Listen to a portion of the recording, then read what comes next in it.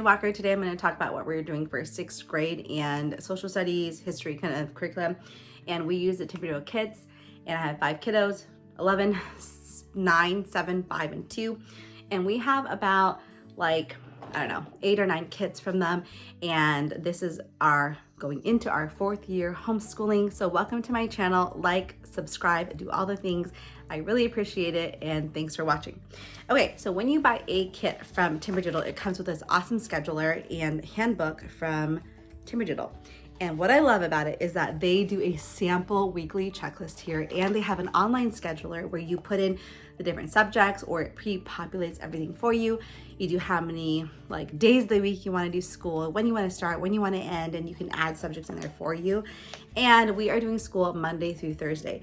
And so also with this handbook I love it so much. It's like a mommy little Bible for me. And they have done all the hard work for me for every single subject with 5 kids and 20 different subjects and books for each kid. It is hard to do this for every single kid. So I'm glad that they did all the hard work for me, what it means to get this work done, how I should schedule it, and any tips that they have. And look how helpful that is, you guys. So for our history, she is doing Uncle Sam and You, and it comes with these 2 different books here, part 1 and part 2. And then it comes with the Children's Handbook Civics in Action, and then it comes with the answer key and literature guide. And we actually did buy the literature, I'll show you in just a minute, the different books to go through. And then it comes with the student workbook. Okay, so I have not used this yet. We've done America the Beautiful for 5th grade. So this is our first year using this curriculum. And at the beginning of this part 1 book, it has a teacher's sort of section and has a literature pack. And Timberdoodle says, okay, if you have the time for it, do it. And so I have Abigail read a history book, a geography book, a sciencey kind of book where she can kind of read through a resource and journal about it.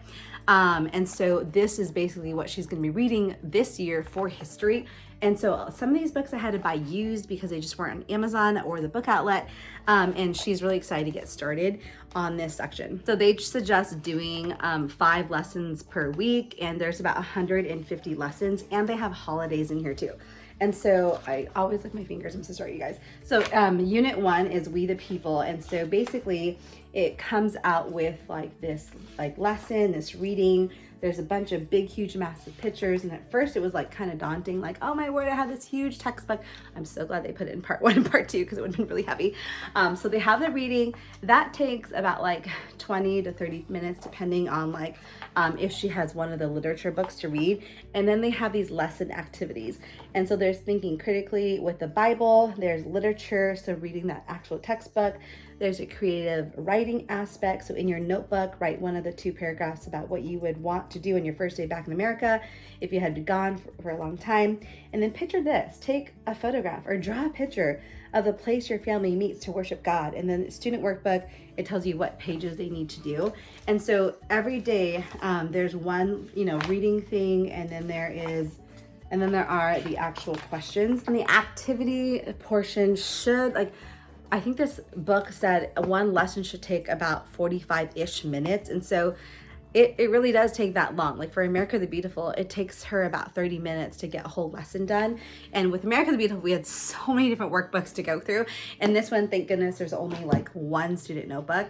And so with the lessons here, the pages aren't too bad. And so for lesson 1, this is her worksheet to go through. And then for lesson 2, there's a map. Lesson 3, it's basically 1 page per lesson. And this is for 150. Oh, and they have unit tests. Okay, that's great. So they have a test in the back. That's good to know. Because in their lessons or daily lessons, their activities, it will say, take the unit test. And so she'll go back there.